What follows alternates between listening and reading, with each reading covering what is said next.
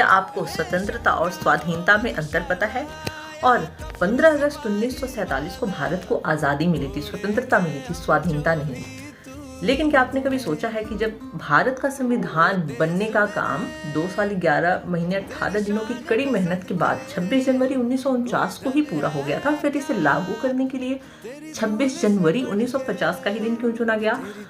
दोस्तों, जब Indian national Congress को लग रहा था कि अब आज़ादी मिलनी मुश्किल है, तो इंडियन नेशनल कांग्रेस ने मोतीलाल नेहरू के नेतृत्व में 1928 में डोमिनियन स्टेटस की मांग की। इसका मतलब होता है, डोमिनियन स्टेटस का मतलब होता है कि आधी आज़ादी, मतलब कि भारत का प्रशासन और जिम्मेदारियां सारी भारतीय संभालेंगे, लेकिन फिर भी वो ब्रिटिश रूल के अंडर में रहेंगे। लेकिन जब इसे ब्रिटिश ने खारिज कर दिया इस मांग को, तो इससे नाराज होकर अगले ही साल 1929 में दिसंबर महीने में जब लाहौर का अधिवेशन चल रहा था, उस समय जवाहरलाल नेहरू ने मांगी कि अब हमें डोमिनियन स्टेटस नहीं बल्कि पूर्ण स्वराज चाहिए और हम हर साल 26 जनवरी को पूर्ण स्वराज मनाएंगे। पर ये कैसे होना था, इसका कोई आइडिया नहीं था।